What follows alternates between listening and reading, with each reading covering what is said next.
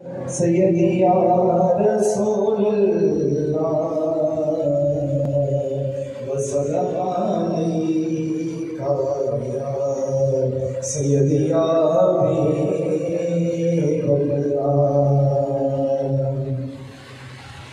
کلی اپنی سجائی بیٹھا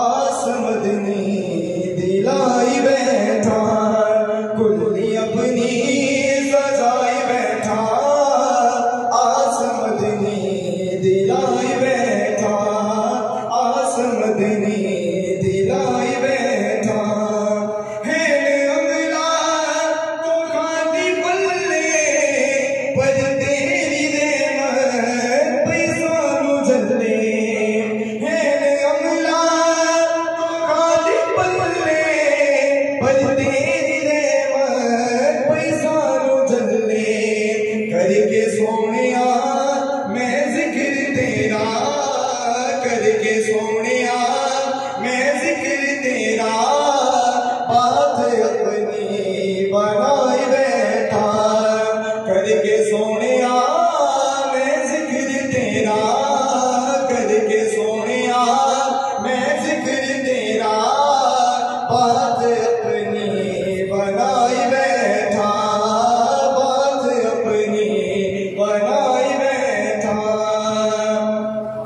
تینو مننا جویں رب نو منیا رولا پایا ایویں دل دینیا تینو مننا جویں رب نو منیا رولا پایا ایویں دل دینیا تو تے کعبے دا وی کعبہ تو تے کعبے دا وی کعبہ میں تے مکری مکائی بیٹھا تو تے کعبے دا وی کعبہ تو تے کعبے دا وی کعبہ میں تے مکری مکائی بیٹھا میں تے مکری مکائی بیٹھا تینو مننا جویں رب نو منیا رولا پایا ایویں دل دینیا تو تے کعبے دا وی کعبہ تو تے کعبے دا وی کعبہ میں تے مکری مکائی بیٹھا میں تے مکری مکائی بیٹھا چل کے جبریل سدرا تو آیا رب دا پیغام سنایا چل کے جبریل سدرا تو آیا رب دا پیغام سنایا عرش اپنا میں حبیبا عرش اپنا میں حبیبا تیری خاطر سجائی بیٹھا عرش اپنا میں حبیبا عرش اپنا میں حبیبا تیری خاطر سجائی بیٹھا تیری خاطر سجائی بیٹھا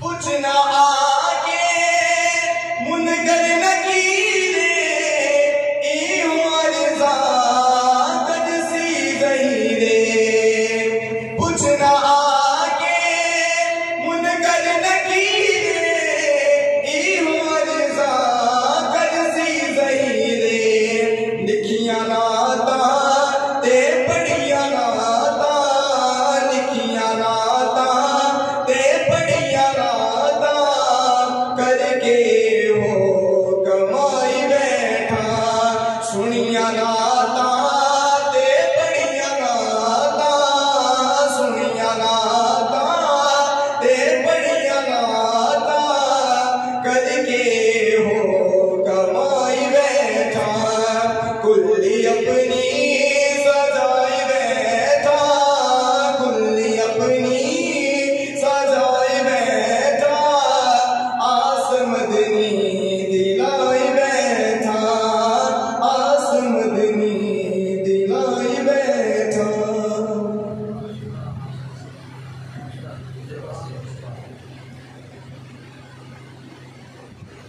قسم خدا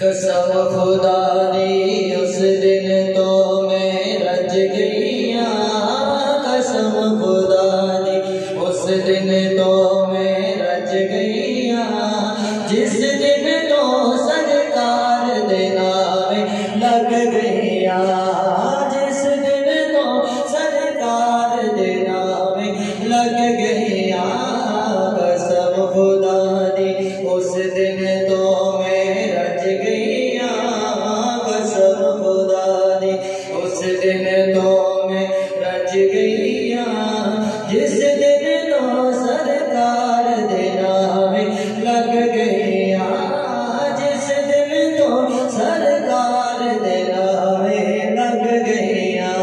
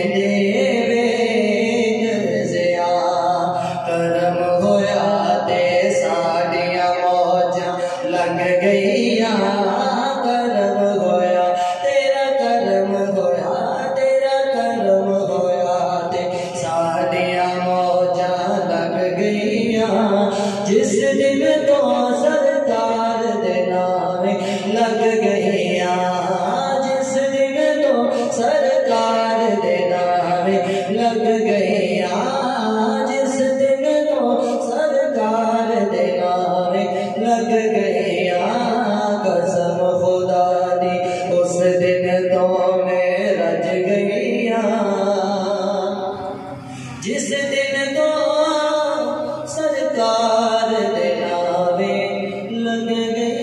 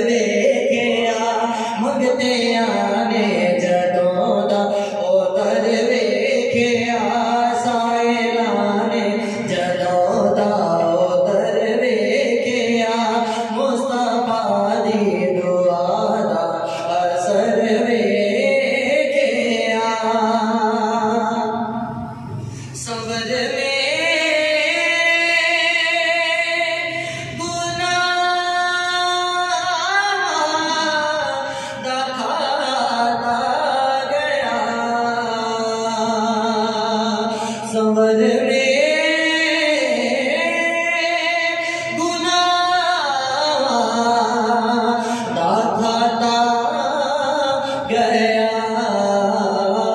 کملی والے جدوں ایک نظر دیکھیا کملی والے جدوں ایک نظر دیکھیا کملی والے جدوں ایک نظر دیکھیا مصطفیٰ دی دعا دا اثر دیکھیا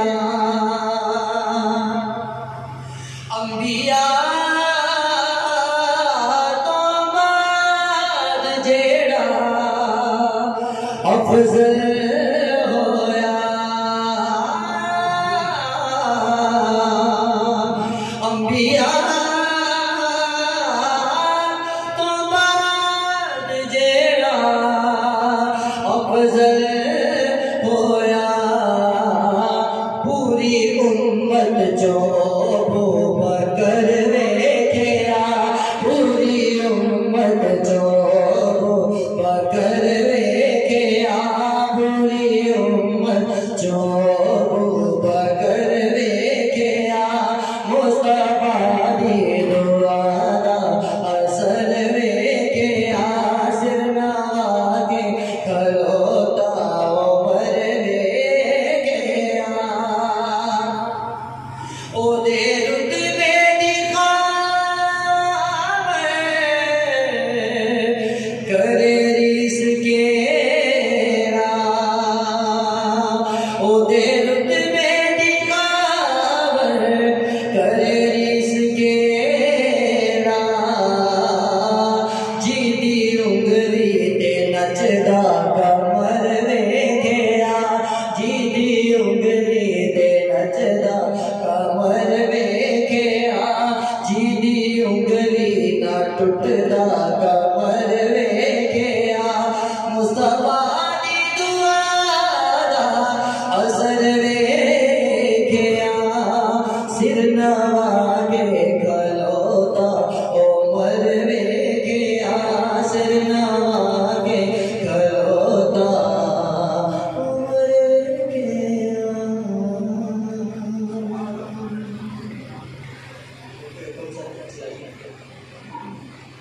السلام علیکم یا سیدی یا رسول اللہ علیہ وسلم یا سیدی یا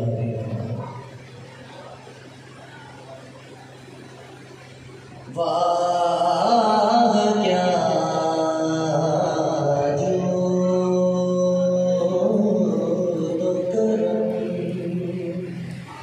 ہے شہ بطحا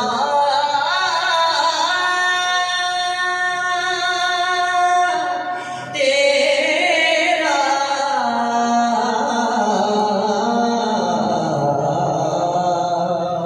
نہیں سنتا ہی نہیں مانگنے والا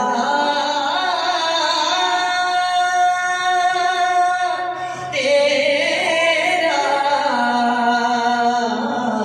نہیں سنتا ہی نہیں مانگنے والا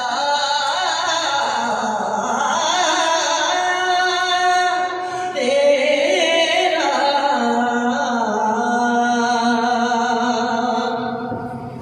فرش والے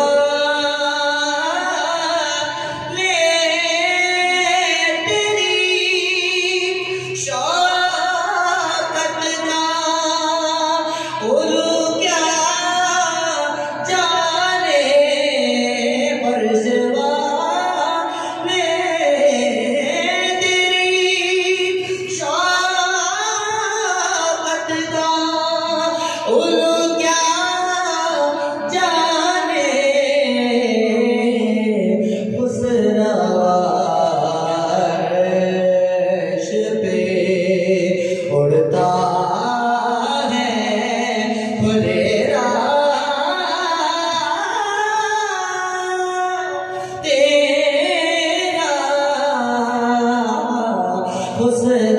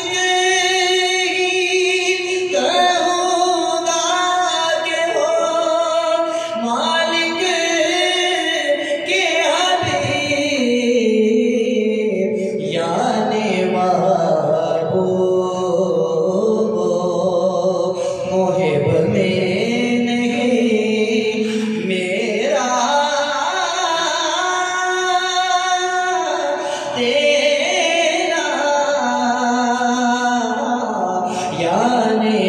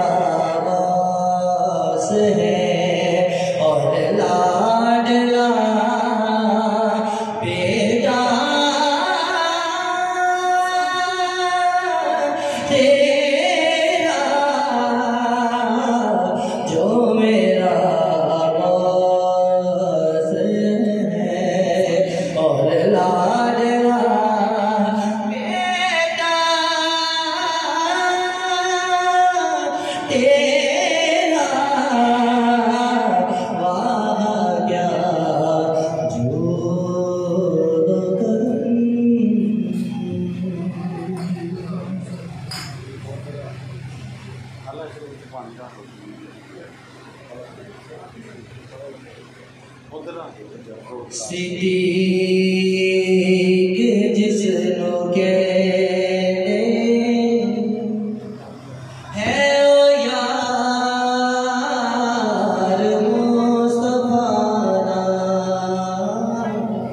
ہے جس نے کیتا سب تو پہلے اقرار مصطفیٰ کچھ آسی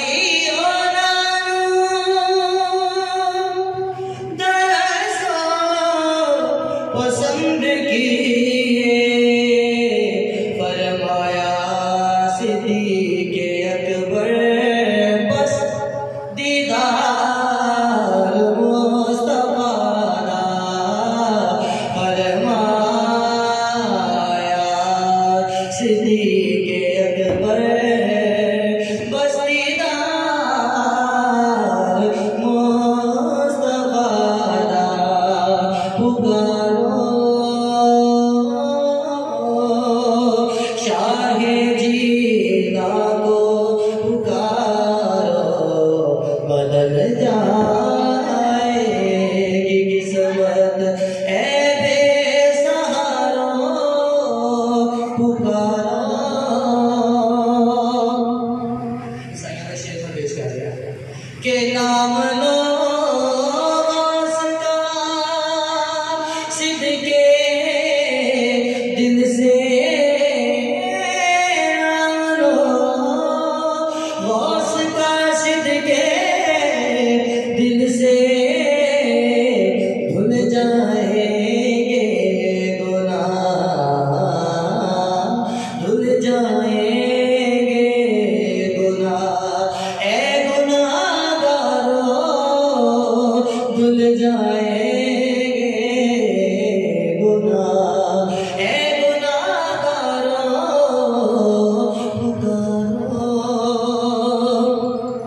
کہ میں جدو دا بڑھیا اللہ سائیں بابا دا، میں جدو دا بڑھیا اللہ سائیں بابا دا، سب فیض ماشاءاللہ سائیں بابا دا. میرے چار چفیرے نالے کر میرے چار چفیرے نالے کر میرے ہن رہندا سایہ اللہ سائیں بابا دا، ہن رہندا سایہ اللہ سائیں بابا دا. سائیاں نوں اج منگ لو سائیاں کولو، سائیاں نوں اج منگ لو سائیاں کولو، فیض دا در کھلا سائیں بابا دا، فیض دا در کھلا سائیں بابا دا. غازی ساری حیاتی نال مر کے بھی ہن روے گا انشاءاللہ سائیں بابا دا. ہر لمحہ ہر گھڑی یہ دعا ہے میری، میرا پیر خانہ سلامت رہے، عمر لگ جائے میری، میرے پیر کو عمر لگ جائے میری، میرے پیر کو. ان کا سب گھرانہ سلامت رہے، عمر لگ جائے میری، میرے پیر کو عمر لگ جائے پیر کو. پیر کامل یگانہ سلامت رہے، میرے سائیں جدھر بھی اشارہ کرے، یہ لاکھوں بگڑوں کی بگڑی سوارا کرے. ان کے در پہ اربوں گزارا کرے، ان کے در پہ اربوں گزارا کرے. فیض کا یہ ٹھکانہ سلامت رہے، عمر لگ جائے میری، میرے پیر کو. پیر کامل یگانہ سلامت رہے. یہ ملے تو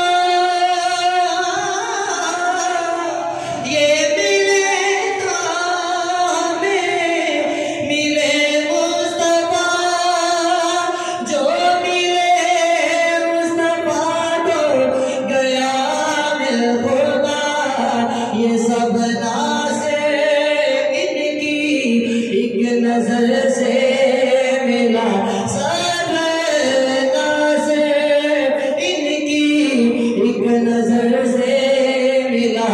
یہ نظر کا نشانہ سلامت رہے، عمر لگ جائے میری، میرے پیر کو عمر لگ جائے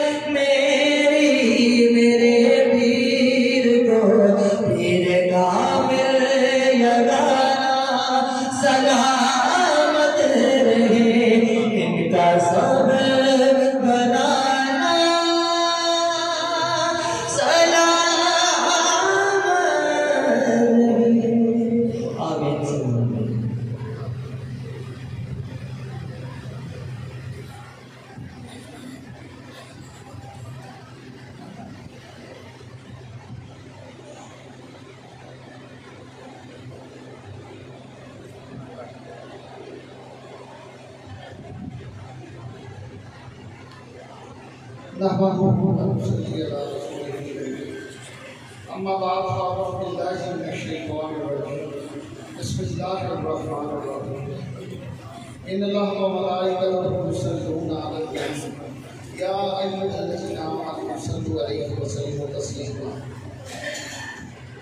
الصلاة والسلام عليك يا رسول الله وعلى آلك وصحابك يا سيدي يا حبيب الله. کرم کی بھیک ملے تو حیات بنتی ہے، کرم حیات بنتی ہے، سرکار آپ نوازیں تو بات بنتی ہے، سرکار کے روح انور کا صدقہ یہ دل چمکتا ہے، پھر انہی کی زلفوں کے سائے سے رات بنتی ہے، سرکار آپ نوازیں تو بات بنتی ہے.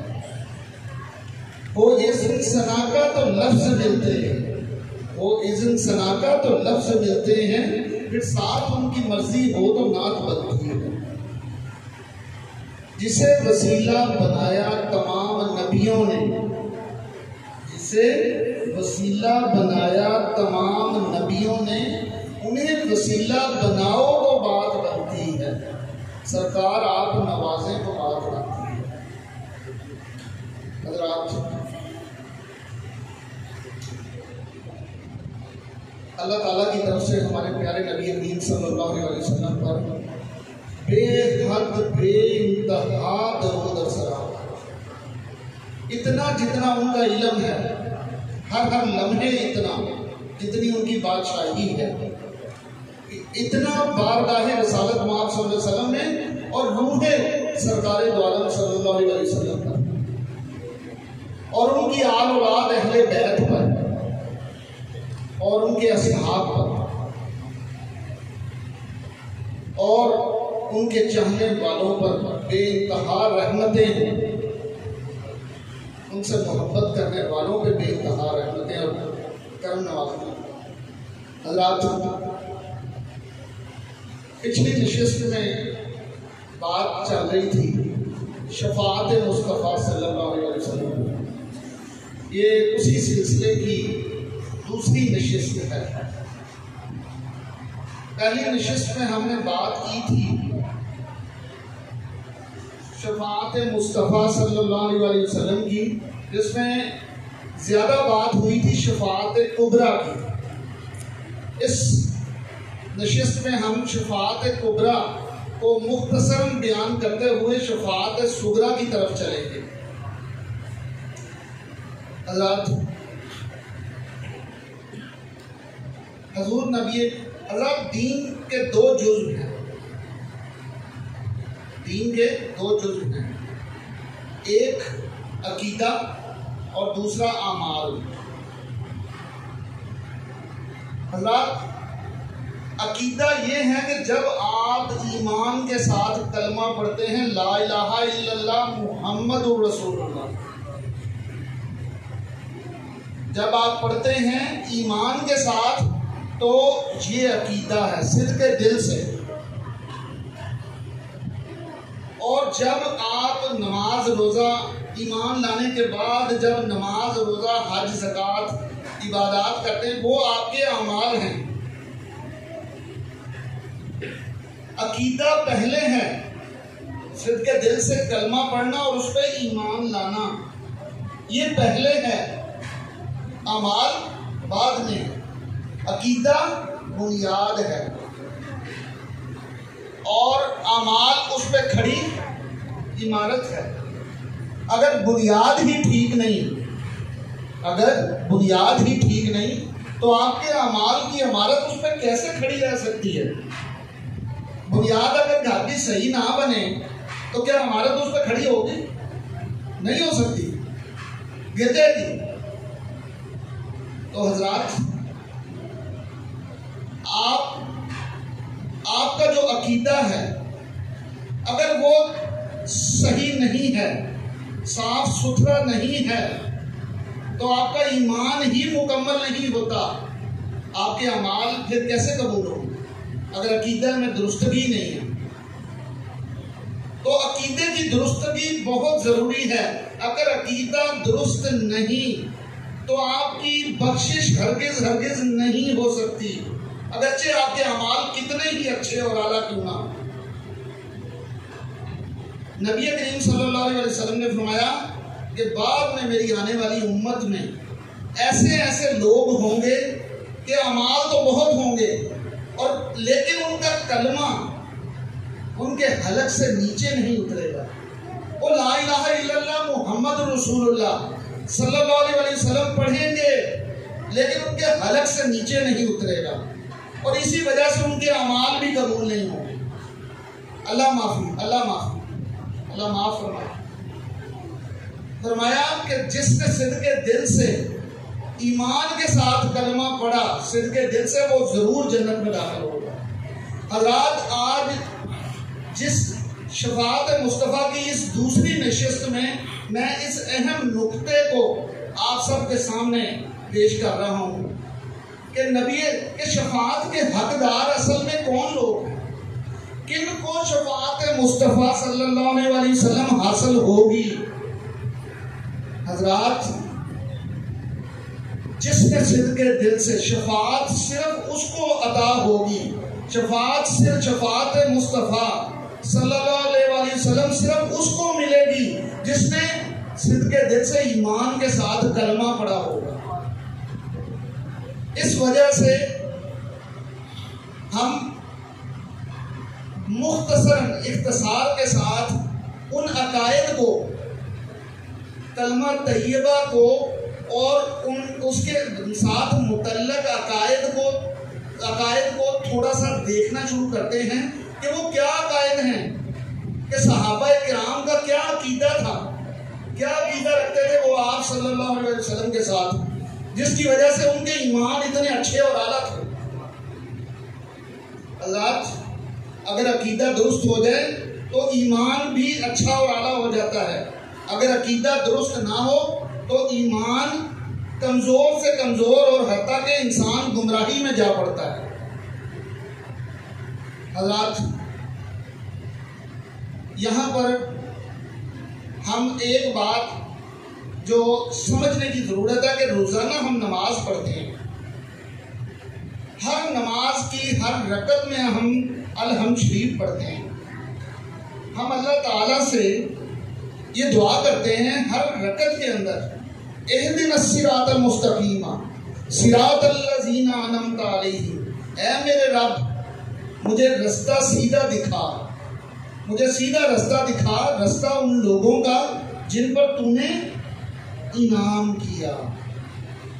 تمام مفسرین اس بات پر پوری طرح سے متفق ہیں کہ انعام سے مراد حضور نبی کریم صلی اللہ علیہ وسلم ہیں، اور یہ انعام ہوا کن لوگوں پر؟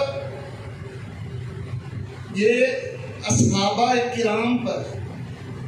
حضور نبی کریم صلی اللہ علیہ وسلم صراط مستقیم پر چلنے والے لوگ کون ہیں؟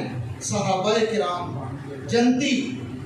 فرمایا میرے صحابہ ستاروں کی مانند ہیں، کسی ایک کی پیروی بھی کر جاؤ گے تم فلاح پا جاؤ گے۔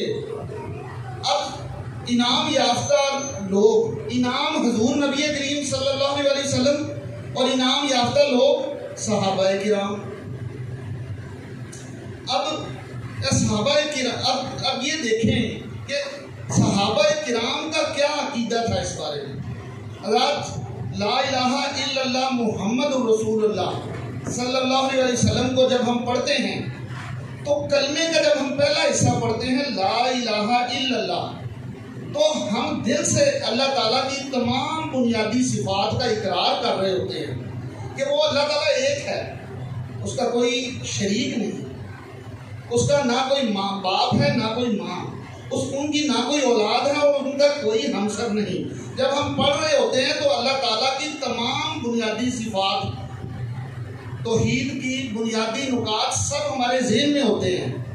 اسی طرح جب ہم کلمے کے دوسرے حصے کی طرف آتے ہیں، محمد رسول اللہ صلی اللہ علیہ وسلم، تو اسی طرح محمد رسول اللہ صلی اللہ علیہ وسلم صرف پڑھنے سے ایمان پورا نہیں ہو جاتا، اسی طرح محمد رسول اللہ صلی اللہ علیہ وسلم کی بھی کچھ بنیادی صفات ہیں کلمے کے دوسرے حصے کے ساتھ کچھ عقائد ہیں جو منسلک ہیں، اگر ان پہ ایمان نہیں رکھیں گے تو ایمان نہیں آئے گا، دل میں ایمان نہیں آ سکتا اگر وہ عقیدہ درست نہیں ہے۔ پہلی بات، محمد صلی اللہ علیہ وسلم کون ہیں؟ فرمایا، آپ صلی اللہ علیہ وسلم نے فرمایا اللہ تعالیٰ نے میرا نام آسمانوں پہ محمد رکھا، اور محمد صلی اللہ علیہ وسلم کا مطلب ہے بہت بہت بہت تعریف کیا گیا، اور جس کی اللہ تعالیٰ تعریف کرے اس کی شان میں کوئی خامی کمی ہو سکتی ہے؟ حضرات ہو ہی نہیں سکتی۔ اب اگر ان کی شان میں کوئی خامی اور کمی ڈھونڈے تو اس کا ایمان مکمل رہ گیا؟ حضرات کبھی بھی نہیں ہو سکتا کہ اس کا ایمان مکمل رہ جائے۔ حضرات حضور نبی کے، اب دوسری بات ہم دیکھتے ہیں کہ صحابہ کرام کا عقیدہ اس بارے میں کیا ہے۔ جب وہ محمد رسول اللہ صلی اللہ علیہ وسلم پڑھتے ہیں تو ان کے عقائد کیا ہیں۔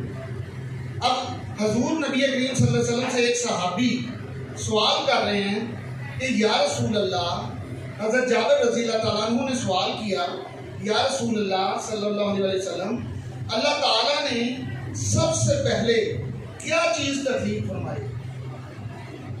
صحابی کا کیا عقیدہ ہے؟ میرے نبی پاک صلی اللہ علیہ وسلم کو یہ علم ہے، اللہ کی عطا سے وہ علم رکھتے ہیں کہ وہ یہ بتائیں کہ اللہ نے سب سے پہلے کیا چیز تخلیق فرمائی۔ آپ صلی اللہ علیہ وسلم نے فرمایا، جابر اول ما خلق اللہ نوری، اے جابر اللہ تعالیٰ نے جو سب سے پہلے چیز تخلیق فرمائی، اے جابر وہ میرا نور تھا۔ اور پھر فرمایا، جابر اللہ تعالیٰ نے میرے نور کو اپنے نور سے پیدا فرمایا، یعنی اپنے نور کی تجلی سے، اپنے نور کے پرتو سے آپ کا نور تخلیق فرمایا۔ پھر فرمایا کہ میرے نور کے پرتو سے، اللہ کے نور کا پرتو، اللہ کے نور کا عکس تجلی حضور نبی کریم صلی اللہ علیہ وسلم کا نور تخلیق ہوا۔ اور پھر فرمایا کہ میرے نور کے پرتو سے کائنات کی ہر چیز پیدا فرمائی۔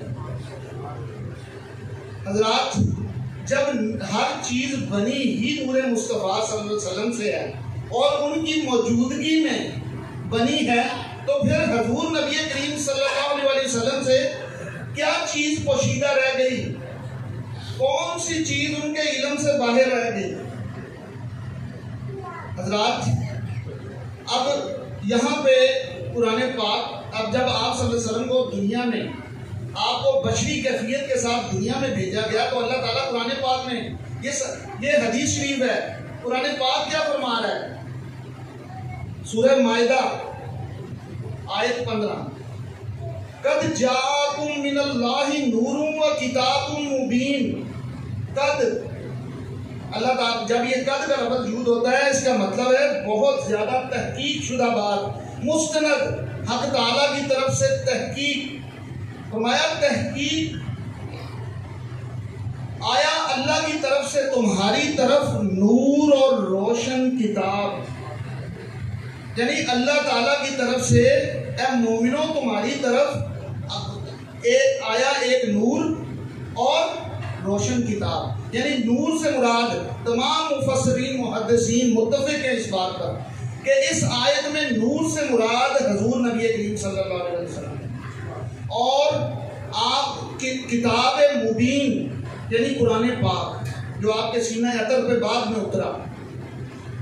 حضرات حضور علامہ اقبال رحمۃ اللہ علیہ یعنی آپ صلی اللہ علیہ وسلم بشری کیفیت میں جب دنیا میں تشریف لائے ہیں تو اس وقت بھی آپ کی نورانیت کا یہ عالم تھا کہ آپ کے جسم اقدس کا سایہ نہ کسی نے سورج کی روشنی میں دیکھا، نہ چاندنی راتوں میں دیکھا۔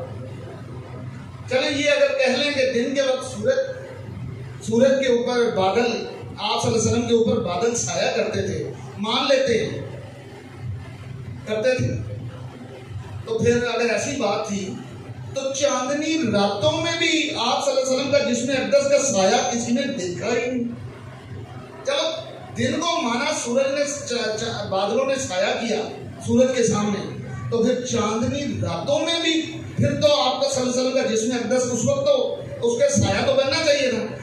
کسی آنکھ نے زندگی بھر آپ کے جسم اقدس کا سایہ دیکھا ہی نہیں. اور یہ بعد میں نہیں، بچپن سے ہی، پیدائش کے بعد سے ہی آپ کے جسم اقدس کا سایہ کسی نے دیکھا ہی نہیں، کسی آنکھ نے. حضرات، صحابہ کرام، آپ صلی اللہ علیہ وسلم کا نور دو معنوں میں لیا جاتا ہے. ایک حسی جس کو محسوس کیا جا سکے، ایک معنوی یعنی ہدایت کا نور جو آپ صلی اللہ علیہ وسلم سے آ رہا ہے. ایک ہوتا ہے حسی جس کو محسوس کیا جا سکے. حسی بھی اگر دیکھیں تو حضرت بی بی عائشہ صدیقہ رضی اللہ تعالیٰ عنہ والی بات کہ سحری کے وقت جب سوئی گر گئی آپ کے دستے مبارک سے، تو آپ صلی اللہ علیہ وسلم تہجد ادا فرما کے جب کمرے میں داخل ہوئے تو اتنی آپ کے چہرے انور سے ایسی ضیاء پیدا ہوئی، روشنی پیدا ہوئی، ایسا نور پیدا ہوا کہ حضرت سیدہ بی بی عائشہ صدیقہ رضی اللہ تعالیٰ عنہ کو سوئی واضح نظر آ گئی اور اٹھائی آپ نے اٹھا لی. حضرات، آپ صلی اللہ علیہ وسلم کا نور حسی بھی ہے اور مانوی بھی ہے. اب حضور نبی کریم صلی اللہ، علامہ اقبال رحمۃ اللہ علیہ نے کیا خوبصورت انداز میں اس کو بیان کیا ہے. یاز نور مصطفیٰ پورا بہا است، یاز نور مصطفیٰ پورا بہا است، یا ہنوز اندر تلاش مصطفیٰ است.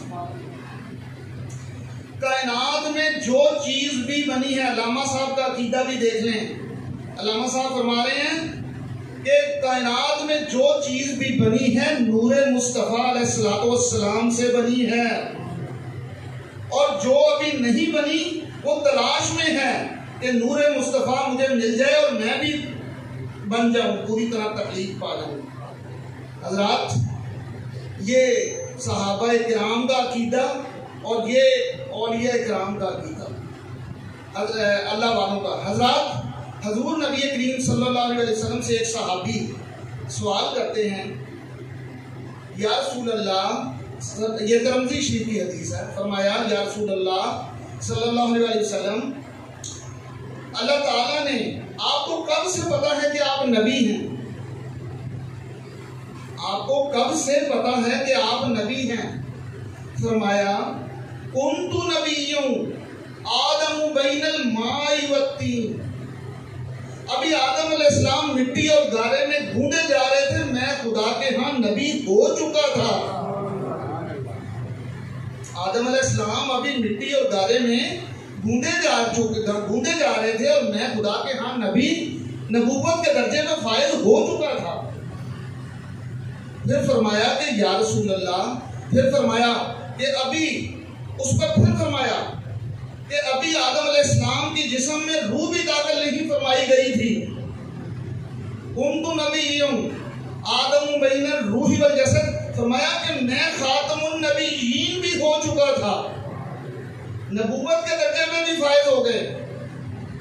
آپ کو خاتم النبیین کی عظمت اور شان بھی عطا فرما دی گئی اللہ تعالیٰ کی طرف سے، اور فرمایا کہ ابھی آدم علیہ السلام کے جسم میں روح داخل بھی نہیں ہوئی.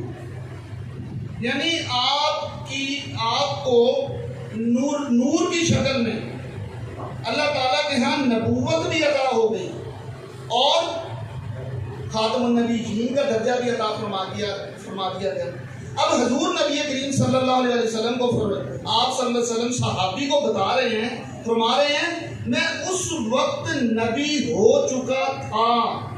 یعنی آپ صلی اللہ علیہ وسلم پوری طرح سے باخبر اور آگاہ تھے، اس بات سے، اس امر سے پوری طرح آگاہ تھے. فرما رہے ہیں میں جانتا ہوں اے میرے صحابی، میں اس وقت خدا کے ہاں نبی ہو چکا تھا، میں خاتم النبیین ہو چکا تھا. حضرات، جو نبی یہ جانتا ہے، حضرات یہ کیسے ہو سکتا ہے؟ آپ کو ایم ایس سی کی ڈگری ملے، آپ کو ایم فل کی ڈگری ملے، آپ کو پتہ ہی نہ ہو کہ آپ کہیں کہ مجھے خبر بھی نہیں تھی کب ملی. یہ ہو سکتا ہے؟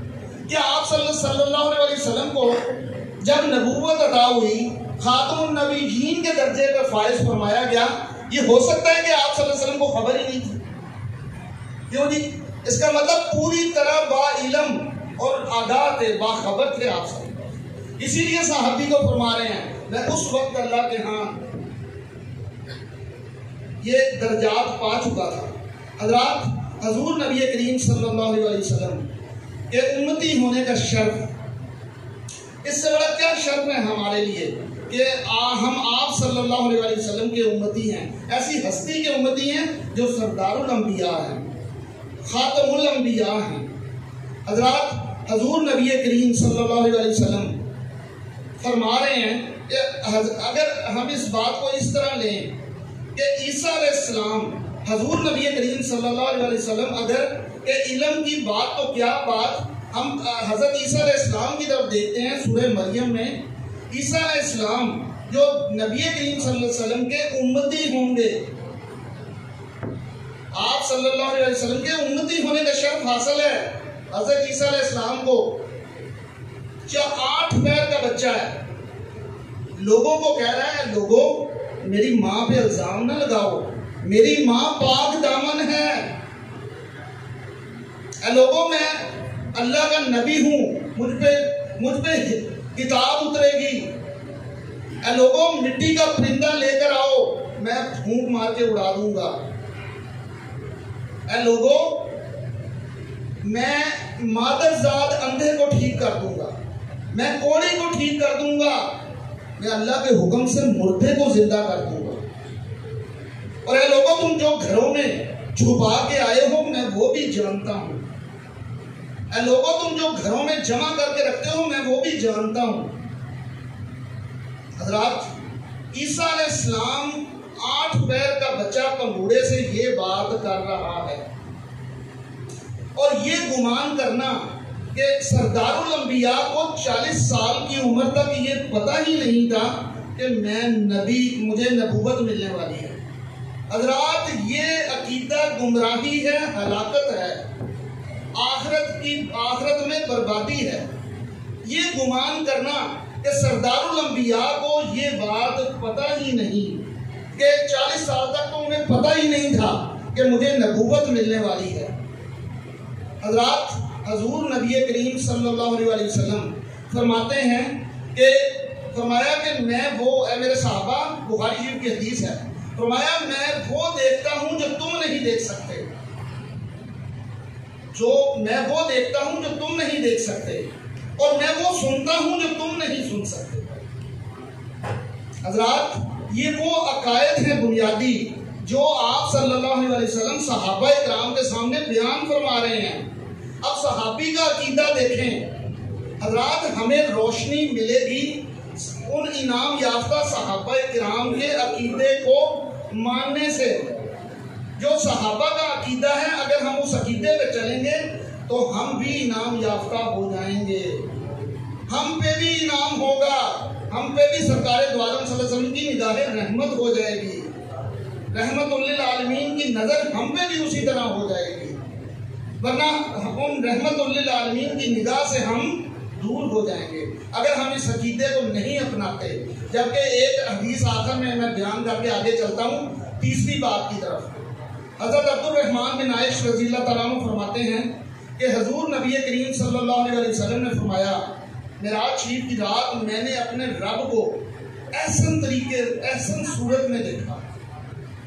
اللہ تعالیٰ نے اپنا دست شفقت، حالانکہ اللہ تعالیٰ دست شفقت، اللہ تعالیٰ مبرہ ہے مطلب دست شفقت سے، لیکن فرمایا کہ اپنے دست شفقت کو میرے سینے پر رکھا، جس کی ٹھنڈک میں نے اپنے دل میں پائی، اور پھر فرماتے ہیں فَعَلِمْتُ مَا فِي السَّمَاوَاتِ وَالْأَرْضِ، زمین و آسمان کی تمام چیزوں کو میں نے جان لیا۔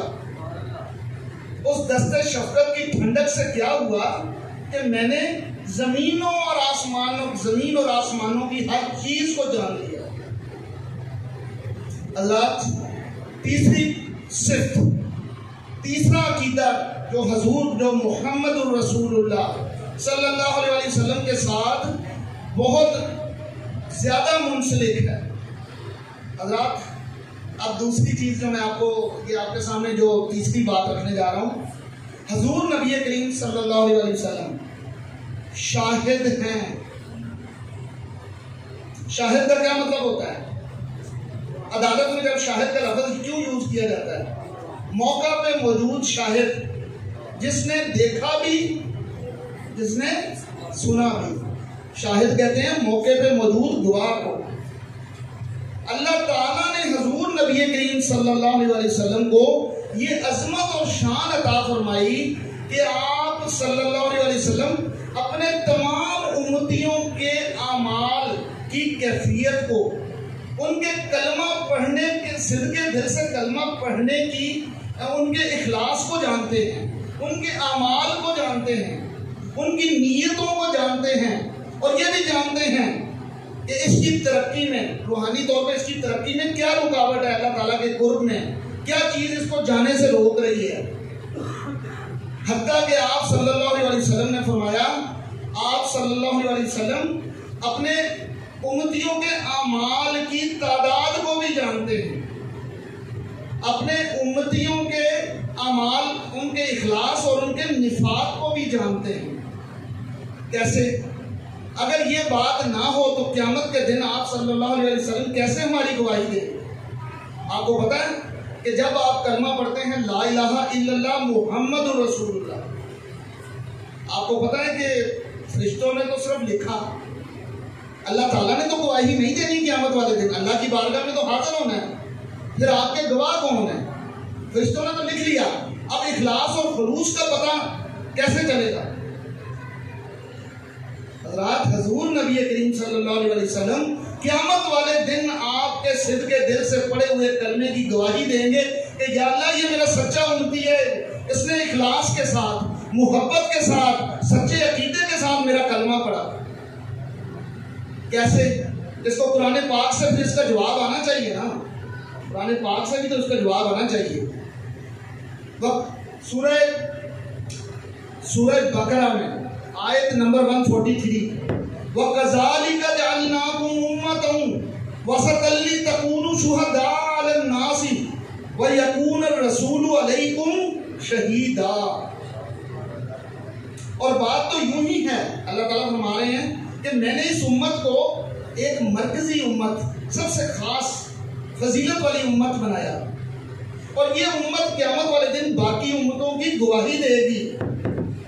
اور یہ نبی وَيَكُونَ الرَّسُولُ عَلَيْكُمْ شَهِيدًا، اور یہ رسول میرے پیارے حبیب علیہ السلام ان سب پر، پچھلی امتوں پر بھی اور ہماری امت پر بھی گواہ ہوں گے. شہیدہ شاہد سے نکلا ہے، شاہد کا لفظ شہید سے نکلا ہے. حضور نبی کریم صلی اللہ علیہ وسلم قیامت والے دن ہم سب کے اعمال کی گواہی دیں گے. اب اس کے لیے پھر ہم ایک حدیث شریف کو دیکھتے ہیں. اب حدیث پاک میں کیا ہے؟ کیا آپ صلی اللہ علیہ وسلم ہمارے شاہد ہیں؟ تو پھر حدیث شریف سے بھی اس کا جواب لے لیتے ہیں. یہ بخاری شریف کی حدیث ہے، جلد 1 صفحہ 59 پہ، حل ترون قبلتی ہاہنا فواللہ ما یخفی علی خشوعکم ولا رکوعکم وانی لأراکم من وراء ظہری. کیا تم یہ دیکھتے ہو کہ میری، آپ صلی اللہ علیہ وسلم جب نماز پڑھاتے تھے تو آپ صلی اللہ علیہ وسلم نے ایک دن فرمایا کیا تم صرف یہ دیکھتے ہو کہ میرا رخ قبلہ کی طرف ہے، میں بالکل سامنے ہی دیکھ رہا ہوں؟ فرمایا فواللہ، اللہ کی قسم، اللہ کی قسم، تمہارا خشوع، نہ تمہارا رکوع مجھ سے چھپا ہوا نہیں ہے. تمہارا رکوع بھی اور تمہارا خشوع بھی مجھ سے چھپا ہوا نہیں ہے، اور میں تمہیں سر کی ان 2 آنکھوں سے اپنی پشت کے پیچھے بھی اسی طرح دیکھتا ہوں. حضرات ذرا غور کریں، اس حدیث پاک میں آپ صلی اللہ علیہ وسلم کیا فرما رہے ہیں؟ آپ صلی اللہ علیہ وسلم یہ فرما رہے ہیں کہ اے میرے امتیوں، تم کہیں پہ بھی ہو، میری آنکھیں تمہیں دیکھتی ہیں، میری نگاہ سے کوئی بھی چھپا ہوا نہیں ہے. حتیٰ کہ تم لوگوں کے ایمان، خشوع کہتے ہیں دل میں چھپی ہوئی ایمانی کیفیت، فرمایا تمہارے ایمان بھی میرے سامنے ہیں، میری نگاہ کے سامنے ہیں، اور تم جو نماز رکوع یعنی نماز و رکوع جو ادا کرتے ہو وہ بھی میری نگاہ کے سامنے ہیں۔ حضرات حضور شاہد ہیں یا نہیں؟ بے شک ہیں، فرما رہے ہیں کہ میں دیکھتا ہوں۔ اچھا اس کو ہم ایک اور حدیث پاک میں دیکھتے ہیں، پھر آگے چلتے ہیں۔ حضرت بی بی عائشہ صدیقہ رضی اللہ تعالیٰ عنہ سے پوچھا ایک دن، یا رسول اللہ صلی اللہ علیہ وسلم، کیا کوئی ایسا شخص بھی ہے جس کی نیکیاں تاروں کی تعداد کے برابر ہیں؟ فرمایا کہ اے عائشہ، ہاں ایک شخص ایسا ہے جس کی نیکیاں تاروں کی تعداد کے برابر ہیں۔ فرمایا یا رسول اللہ صلی اللہ علیہ وسلم، وہ کون شخص ہے؟ اب دل میں یہ خیال کہ میرے والد صاحب ابو بکر صدیق رضی اللہ تعالیٰ عنہ کی بات ہو، تو آپ صلی اللہ علیہ وسلم نے فرمایا عائشہ، ہاں وہ شخص عمر فاروق ہے جس کی نیکیاں تاروں کی تعداد کے برابر ہیں۔ جب یہ فرمایا تو آپ خاموش ہو گئی، چہرہ مبارک تھوڑا سا نیچے کیا، تو آپ صلی اللہ علیہ وسلم مسکرائے، فرمایا عائشہ تو یہ جاننا چاہتی ہے کہ میرے والد کا پھر کیا مقام ہے؟ فرمایا عائشہ، ابو بکر کی وہ ایک نیکی جو اس نے غار میں میری خدمت کی تھی، عمر فاروق کی ان تمام نیکیوں سے بڑھ گئی ہے جو تاروں کی تعداد کے برابر ہے۔ اے عائشہ، تیرے والد کی تو ایک نیکی وہ جو تمام عمر کی ان نیکیوں سے بڑھ گئی ہے جو تاروں کی تعداد کے برابر ہیں۔ حضرات میرے نبی کریم صلی اللہ علیہ وسلم اپنے نور نبوت سے اپنے تمام امتیوں کے اعمال کی تعداد بھی جانتے ہیں، ان کا وزن بھی جانتے ہیں، کس کی کون سی نیکی کتنی زیادہ فضیلت والی ہے، یہ بھی جانتے ہیں، دلوں میں چھپے ہوئے ایمان کی کیفیت کو بھی جانتے ہیں، آپ کے دل سے خلوص سے پڑے ہوئے کلمہ لا الہ الا اللہ محمد رسول اللہ صلی اللہ علیہ وسلم کو بھی جانتے ہیں کہ اس نے کس نیت اور ایمان کے ساتھ خلوص کے ساتھ پڑھا، کیونکہ آپ صلی اللہ علیہ وسلم نے فرما دیا تھا کہ میری امت میں پہلے بھی جس طرح بیان کر چکا کہ ایسے لوگ بھی ہوں گے کہ جن کا کلمہ حلق سے نیچے نہیں اترے۔ حضرات اسی لیے فرمایا کہ جنت میں صرف وہی لوگ داخل ہوں گے جنہوں نے صدق دل سے کلمہ پڑھا ہوگا۔ حضرات اب یہاں پہ یہ جو عقائد میں نے مختصراً بیان کیا، ان میں آخری بات جو ہم کرنے جا رہے ہیں کہ حضور اب ان محمد الرسول اللہ صلی اللہ علیہ وسلم کی محبت فرض ہے پوری کائنات کے مومنین کے اوپر کہ اپنے ماں باپ جان آل اولاد ہر چیز سے بڑھ کے ان کو دل میں رکھنا۔ حضرات یہ میں نے جو آپ کے بنیادی عقائد آپ صلی اللہ علیہ وسلم کی صفات بیان کی آپ کے سامنے، یہ کیوں کی پہلے بیان؟ یہ اس لیے بیان کی کہ محبت ہمیشہ کسی با کمال سے ہوتی ہے، بے کمال سے نہیں۔ اپنے نبی کی عظمت کو جانو گے تو محبت اور بڑھے گی یا کم ہوگی؟ تو جو اپنے نبی کی شان میں خامی ڈھونڈے، کمی ڈھونڈے، نہیں ان کو یہ نہیں پتا تھا، ان کو یہ نہیں پتا تھا، ان کو یہ، ان میں یہ نعوذ باللہ معاذ اللہ، ان کو اپنا نہیں پتا تھا، ہمارا کیا کریں گے نعوذ باللہ معاذ اللہ۔ حضرات یہ گمراہی ہے، ہلاکت ہے، آخرت میں بربادی ہے۔ اگر اپنے عقائد کی درستگی ہم نہیں کریں گے ہم کامل مومن ہو ہی نہیں سکتے۔ پھر فرمایا کہ لا یؤمن احدکم حتی اکون احب الیہ من ولدہ ووالدہ والناس اجمعین، کوئی شخص کامل مومن نہیں ہو سکتا جب تک کہ اس کے دل میں میری محبت اس کے ماں باپ جان آل اولاد ہر چیز سے بڑھ کے نہ ہو جائے۔ پھر فرمایا یہ محبت کتنی بڑھ جانی چاہیے؟ فرمایا تمہارے ماں باپ تمہارے قریب، یہ تمام امت کے لیے فرض ہے، یہ آنے والی قیامت تک تمام امت کے لیے فرض ہے۔ تمہارے ماں باپ آپ کے ماں باپ آپ کے قریب ہیں، آپ کی اولاد آپ کے قریب ہے، آپ کی پاکٹ منی، آپ کا بجٹ ہر وقت آپ کو فکر ہے کہ اس مہینے کتنا خرچہ کیسے چلانا ہے۔ فرمایا کہ ہر چیز سے پہلے جب تک تم مجھے نہیں رکھو گے دل میں، اتنا قریب کہ تیری روح سے بھی قریب، جیسا کہ قرآن پاک میں اللہ تعالیٰ فرماتے ہیں سورہ احزاب کی آیت 6، النبی اولی بالمؤمنین من انفسہم، یہ نبی پاک صلی اللہ علیہ وسلم مومنوں سے ان کی جانوں کے زیادہ قریب ہیں. یہ نبی کو اتنا اپنے قریب لے آؤ کہ تمہاری جان روح سے بھی قریب آ جائیں. حضرات وہ رحمت للعالمین ہیں، تمام جہانوں کے لیے رحمت ہیں. اگر رحمت للعالمین زندہ ہی نہیں تو وہ تمام جہانوں میں رحمت کیسے دیں گے؟ اللہ فرما رہا ہے رحمت للعالمین ہے. اے امتی، تو کیسا امتی ہے؟ تو شک کرتا ہے، تو کہتا ہے کہ وہ دیکھ نہیں سکتے، انہیں پتہ نہیں ہے، وہ زندہ ہی نہیں ہے، وہ تو فوت ہو گئے، چلے گئے. اللہ فرما رہا ہے وہ رحمت للعالمین ہے، اور تو ان کے زندگی بعد از وصال بھی حیات پہ شک کر رہا ہے. آپ صلی اللہ علیہ وسلم نے فرمایا، حضرت ابو امامہ رضی اللہ تعالیٰ عنہ سے حدیث وصال شریف کے وقت صحابہ کرام ملگجے لباس، بکھرے بال، پریشان حال. صحابہ کیا حالت بنا لی ہے، یہ کیا کیفیت؟ یا رسول اللہ صلی اللہ علیہ وسلم آپ وصال فرما جائیں گے تو ہمارا کیا بنے گا؟ اور فرمایا میرا تمہارے اندر رہنا بھی جس طرح باعث رحمت ہے، وصال فرما جانا بھی تمہارے لیے، بعد از وصال بھی میں تمہارے لیے اسی طرح رحمت کا باعث ہوں گا، اور بعد میں بھی میں تمہارے لیے اسی طرح فائدہ مند ہوں. میری رحمت اس وقت بھی تمہیں اسی طرح ملے گی. یا رسول اللہ صلی اللہ علیہ وسلم، یہ آپ فرمایا کہ میں نے اللہ سے وعدہ لے لیا ہے کہ اللہ تعالیٰ مجھے تمہارے حال احوال اور تمہارے اعمال دکھائیں. اللہ تعالیٰ مجھے صبح اور شام تمہارے اعمال میری بارگاہ میں پیش کیے جائیں گے، اور میں تمہارے اچھے عمل دیکھوں گا تو میں خوش ہوں گا، شکر ادا کروں گا، شکرانہ ادا کروں گا. اور جب تمہارے برے عمل دیکھوں گا تو تمہارے لیے اللہ کی بارگاہ میں استغفار کروں گا، اللہ سے تمہارے لیے توبہ مانگوں گا. ایسا کریم نبی، ایسا مہربان نبی، اور صدقے والی میں جائے تو کیا کریں؟ اور دل جان روح ہر چیز قربان ہے نبی کی ذات ہے، ایسی ہستی پر کہ جو اتنے مہربان، اتنے کریم. اور پھر حضرت ابو امامہ رضی اللہ تعالیٰ عنہ سے روایت فرمایا کہ میں نے اللہ تعالیٰ سے وعدہ لیا ہے کہ میری امت کے حال احوال مجھے دکھائے جائیں.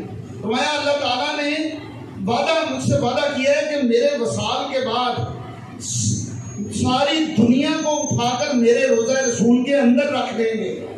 اور فرمایا میں اپنے تمام امتیوں کی آوازیں سنوں گا، ان کے اعمال کو دیکھتا ہوں گا. اور پھر فرمایا جس نے مجھ پر ایک بار درود پڑھا اللہ تعالیٰ اس پر 10 مرتبہ رحمت نازل، 10 سلام بھیجے گا، 10 گناہ معاف کرے. حضرات یہ وہ عقائد ہیں جو صحابہ کرام کے عقائد ہیں. اگر ہمارا عقیدہ صحابہ کرام کے عقیدے سے، اگر ہم صحابہ کے عقیدے سے روشنی نہیں لیتے، ہدایت نہیں لیتے، تو پھر اس سے بڑھ کے کیا بدبختی ہے ہمارے لیے. حضرات صرف یہ بات کہہ کے چھوڑ دینا کہ نہیں اس حدیث میں شک ہے، اس میں شک ہے، فلاں میں شک ہے، اس طرح تو کبھی بھی کوئی ہدایت کی بات سمجھنا ہی نہیں چاہے گا. شیطان تو کبھی نہیں چاہتا کہ کوئی حق سچ بات پر پہنچ جائے. شیطان تو مسلسل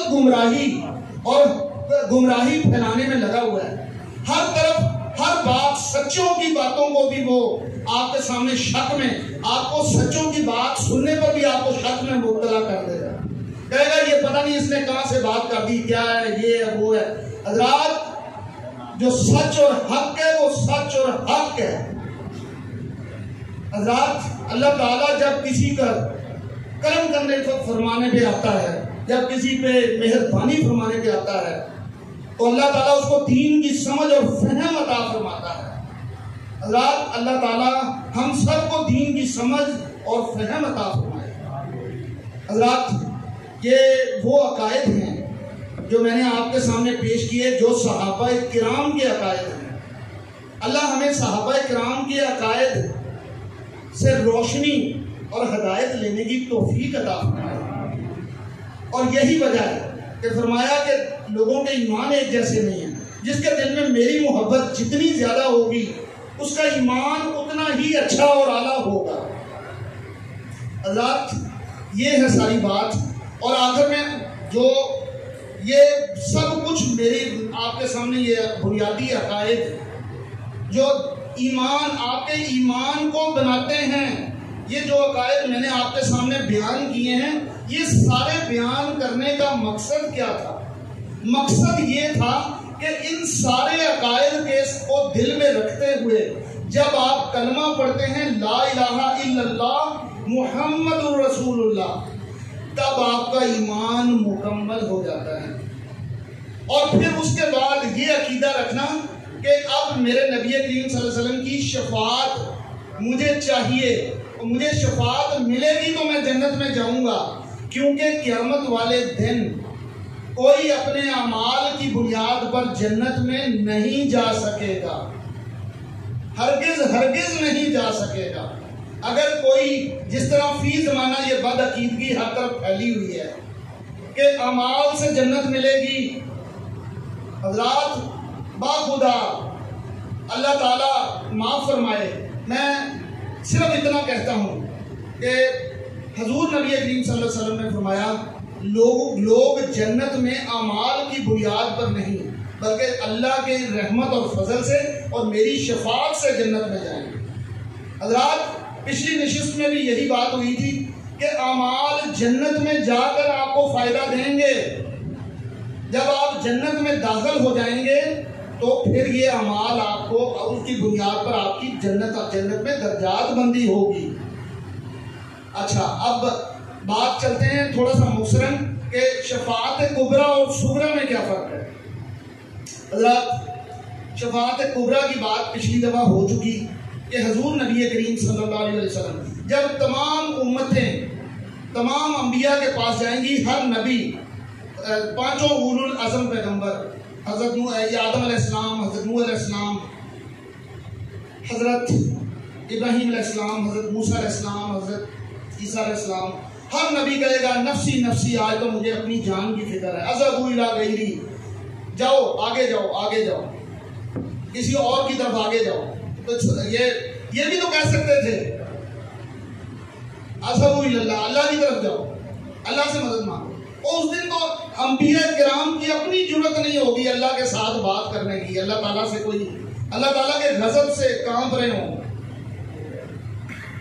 حضرات آخر میں اصل میں یہ تمام انبیاء کے پاس بھیجا جانا تمام امتوں کو، تمام امتیں جن میں تمام مخلوق نیک بد اگلے پچھلے سب شامل ہیں، سارے انبیاء کے پاس سے ہوتے ہوئے آخر میں در مصطفیٰ صلی اللہ علیہ وسلم پہ آئیں گے اور آپ صلی اللہ علیہ وسلم فرمائیں گے انا لہا، میں تو بنا ہی اسی لیے، تم نے اتنی دیر کہاں لگا دی.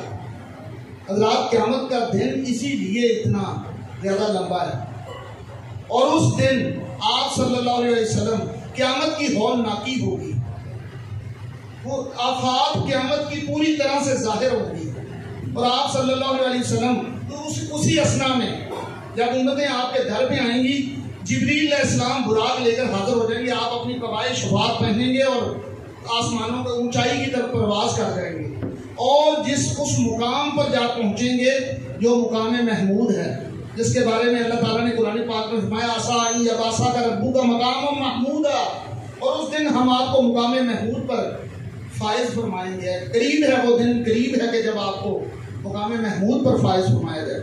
اور آپ صلی اللہ علیہ وسلم نے فرمایا، صحابہ نے پوچھا یا رسول اللہ صلی اللہ علیہ وسلم یہ مقام محمود کیا ہے؟ فرمایا یہ مقام شفاعت ہے.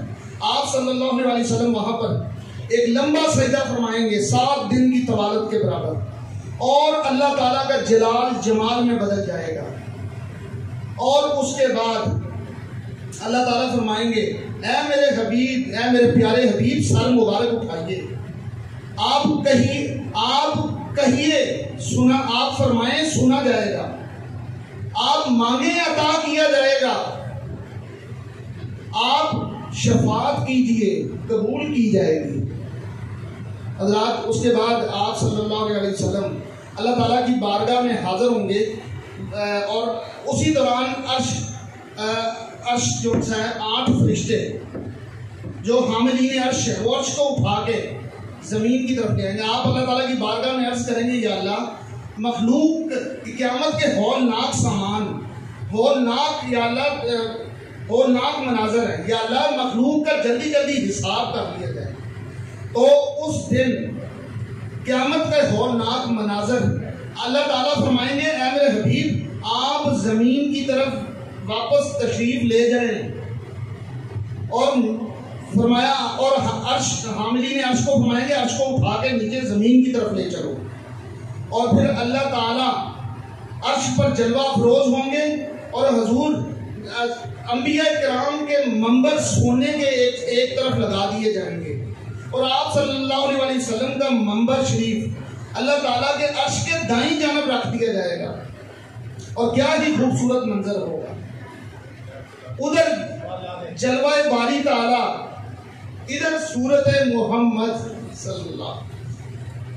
حضرات حضور نبی کریم صلی اللہ علیہ وسلم اس کے بعد اللہ تعالیٰ کی بارگاہ میں سفارش فرمائیں گے کہ یہاں سے حضرات شفاعت صغریٰ شروع ہو رہی ہے. اور شفاعت صغریٰ جو ان سی ہے اس میں جو شفاعت کی پہلی قسم ہے اس میں آپ صلی اللہ علیہ وسلم کی اجازت سے اللہ تعالیٰ فرمائیں گے اے میرے حبیب آپ اپنی امت کے صحابہ کرام، آپ اپنی امت کے صحابہ کرام تبع تابعین اہل بیت کو، اپنے اہل بیت کو اور آپ تمام اولیاء کرام کو اجازت دیں کہ یہ اپنے یہ شفاعت فرمائیں. حضور نبی کریم صلی اللہ علیہ وسلم کی اجازت سے خصوصاً صحابہ کرام میں صدیق اکبر رضی اللہ تعالیٰ عنہ سب سے پہلے شفاعت فرمائیں گے. پھر اس کے بعد عمر فاروق، عثمان غنی، حضرت مولا علی شیر خدا اور پھر اہل بیت شفاعت کریں گے. اور یہ پہلا گروہ انبیاء کرام جیسی شفاعت کرے گا اور بے شمار لوگوں کو بخشوا کے، اس میں اولیاء اللہ اور ان کے مریدین بھی شامل ہوں گے. اور یہ تمام اہل ایمان کو اللہ تعالیٰ اجازت فرمائے گا کہ یہ سفارش کریں اور بے شمار بے انتہا لوگوں کو جنت میں لے گئے. اللہ دوسرا گروہ جو صحیح پھر وہی بات آ رہی ہے جو اہل ایمان والے ہوں گے جن کا خاتمہ بالخیر ایمان کے ساتھ ہوا اور نیک اعمال بھی نیک ہیں، لیکن ان کو بھی اللہ فرمائے گا کہ میرے رحمت اور میرے حبیب کی شفاعت سے تم لوگ بغیر حساب کتاب جنت میں چلے جاؤ. اب تیسرا گروہ جس میں جو اہل ایمان ہی ہوں گے، لیکن ان اہل ایمان لوگوں کے اعمال کم ہوں گے، نیکیاں کم ہوں گی اور ان کے گناہ زیادہ ہوں گے. اللہ تعالیٰ فرمائے گا اے فرشتوں جو کافروں کی جتنی بھی نیکیاں ہیں وہ اٹھا کے ان کو دے دو اور ان کو بھی جنت میں داخل کر دو. اور اس کے بعد وہ چوتھا گروہ جس کے بارے میں آپ صلی اللہ وہ گروہ جو جن کے پاس سوائے ایمان کے صدق دل سے کلمہ پڑے ہونے کے علاوہ اور کچھ بھی نہیں، عمل کوئی نہیں ہمارے جیسے، اللہ معافی کوئی عمل کوئی نہیں، صرف بس نبی پاک صلی اللہ علیہ وسلم کی شفاعت پہ یقین ایمان رکھ کے بیٹھے ہیں. اور حضرات یہاں پر حضور نبی کریم صلی اللہ علیہ وسلم فرمایا کہ یہ وہ لوگ ہوں گے، یہ وہ بڑے بڑے گناہ گار میری امت کے وہ لوگ ہوں گے کہ جن کے لیے میں شفاعت خاص طور پہ فرماؤں گا. جس طرح کہ پچھلی نشست میں بھی حدیث شریف میں نے بیان کی تھی کہ ریاض الجنہ کے سامنے دیوار پر خوبصورت نقش و نگار کے ساتھ یہ حدیث شریف لکھی ہوئی ہے، حق کن فرمایا شفاعتی لأہل الکبائر من امتی، میری امت، میری شفاعت میرے امت کے ان بڑے بڑے گناہ گاروں کے لیے ہے. میری شفاعت میری امت کے بڑے بڑے گناہ گاروں کے لیے. تو حضرات یہ حضور نبی کریم صلی اللہ علیہ وسلم ان کی شفاعت فرمائیں گے، اور حضور نبی کریم صلی اللہ علیہ وسلم ان کی شفاعت جب فرمائیں گے تو اس میں کسی خاص طور پہ خصوصاً درود پاک، سب سے پہلے درود پاک آئے گا پھر وہ تمام آپ صلی اللہ علیہ وسلم کی اجازت سے قرآن پاک، حجر اسود، خانہ کعبہ، روزہ پاک اور نماز، قرآن، آپ صلی اللہ علیہ وسلم کی اجازت سے نو مولود بچہ، یہ سب شفاعت کریں گے، اور حتیٰ کہ ان میں سے لوگوں کو بخشوا کر جنت میں لیتے جائیں گے۔ خاص طور پہ درود پاک ہے۔ آپ صلی اللہ علیہ وسلم ہر میزان پہ اپنے ہر امتی کو کہ جب اس کے وزن، اس کا پلڑا جب نیچے جا لگے گا، اس کی نیکی والے پلڑے میں جو نیچے جا لگا، جو بالکل اوپر آ گیا اور بدیوں والا پلڑا نیچے جا لگا، آپ اپنی کرتا مبارک کی جیب سے ایک ایک پرچی رکھتے جائیں گے، اس کا زندگی میں پڑا ہوا چند مرتبہ کا درود شریف، جو پتہ نہیں اس نے کس حالت میں کب کہاں پڑھا، لیکن آپ صلی اللہ علیہ وسلم نے نہ صرف سنا بلکہ اس کو محفوظ فرما لیا۔ حضرات، صدق دل سے ایک مرتبہ یا چند مرتبہ بھی کڑا ہوا درود پاک آپ صلی اللہ علیہ وسلم جو رکھتے جائیں گے، نیکیوں کے پلڑے بھاری ہوتے جائیں گے، اور حتیٰ کہ آپ صلی اللہ علیہ وسلم کی شفاعت سے بڑے بڑے گناہ گار جنت میں چلے جائیں گے۔ تو حضرات، حضور نبی کریم صلی اللہ علیہ وسلم اور پانچواں گروہ، کچھ علماء کا اس بات پہ اتفاق ہے کہ ایک پانچواں گروہ مدینہ شریف، اہل مدینہ کا ہوگا، کہ آپ صلی اللہ علیہ وسلم تمام اہل مدینہ کی شفاعت فرمائیں گے اور وہ سب جنت میں داخل ہو جائیں گے۔ حضرات، حضور، اور اب ان کی بات کہ جن کا خاتمہ ایمان کی حالت میں ہوا ہی نہیں، جن کے عقائد ہی درست نہیں تھے، جنہوں نے زندگی میں صدق دل سے کلمہ پڑھا ہی نہیں۔ میرا عقائد بیان کے پہلے حصے میں عقائد بیان کرنے کا کیا مقصد تھا؟ وہ یہی مقصد تھا کہ جس نے صدق دل سے ایمان سے کلمہ ہی نہیں پڑھا، کلمہ اس کے دل سے نیچے اترا ہی نہیں اور حلق سے نیچے اترا ہی نہیں، تو وہ ایسے لوگوں کا ایمان بالکل ایمان تو کیا، وہ گمراہی میں جا چکے ہیں، ان کو گمراہی اور ہلاکت کے ساتھ ان کے اعمال سب ضائع ہو جائیں گے اور ان کو دوزخ میں پھینکنے کا حکم ہوگا۔ حالات، ان کے لیے کوئی شفاعت نہیں ہوگی۔ جو سب سے خطرناک بات جو آخر میں آپ سب سے کرنا چاہ رہا تھا کہ ایسے لوگوں کا کوئی کھاتا ہی نہیں ہوگا قیامت والے دن، جنہوں نے صدق دل سے کلمہ پڑھا ہی نہیں، آپ صلی اللہ علیہ وسلم کی ذات بابرکات کے بارے میں عقائد درست نہیں رکھے، ان کے لیے قیامت والے دن کوئی جگہ نہیں ہوگی، ان کے لیے کوئی شفاعت نہیں ہوگی، ان کے کوئی اعمال کا حساب نہیں ہوگا، ان کے اعمال کی طرف دیکھا ہی نہیں جائے گا، بلکہ یہاں تک کہ وہ لوگ جب ان لوگوں کی موت کے وقت، جب ان پہ موت کا وقت آئے گا، وہ ایمان کے ساتھ دنیا سے رخصت ہی نہیں ہوئے ہوں گے، ان کے لیے قبر میں بھی کوئی جگہ نہیں، قبر میں بھی ان کے لیے صرف عذاب ہے اور آخرت میں بھی عذاب ہی۔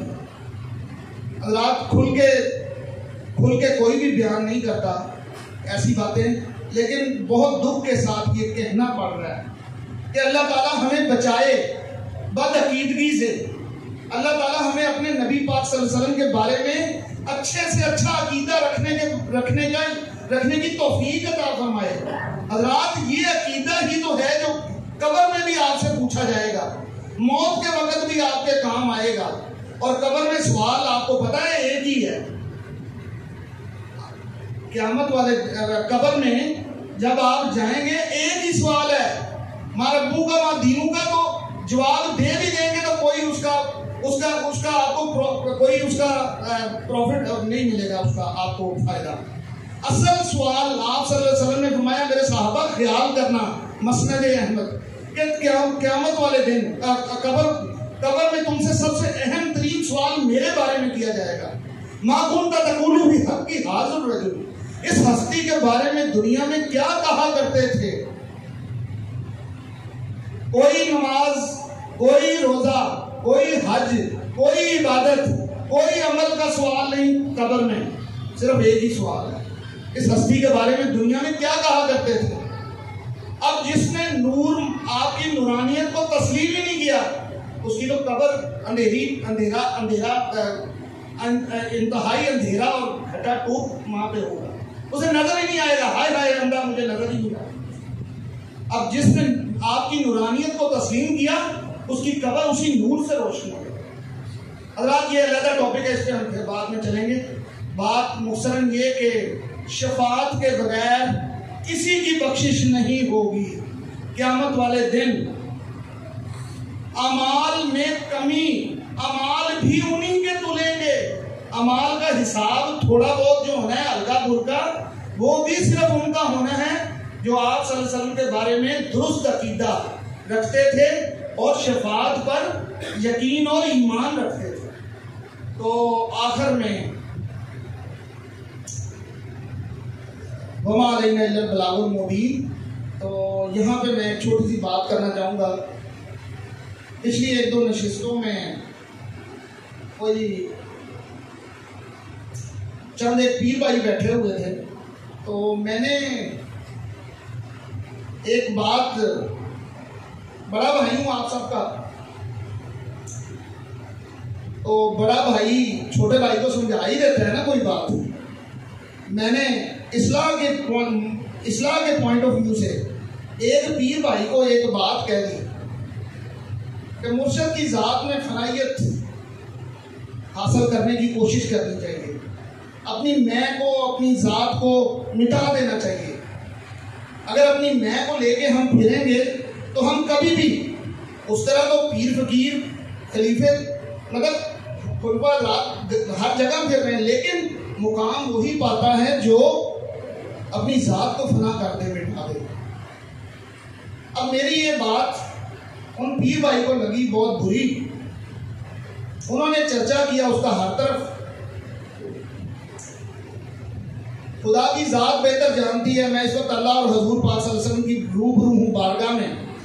میری کیا نیت تھی اور انہوں نے کس نیت سے آگے بات پھیلائی یہ تو اللہ ہی جانتا ہے, اس کا حبیب علیہ السلام. اب میں نے ان کو جس نیت سے کہی کہ چھوٹا بھائی ہے, مطلب ان کے یہ بات کو سمجھتے ہوئے فنا فی الوجود کی طرف جائیں, اپنے فنا فی المرشد کی طرف جائیں.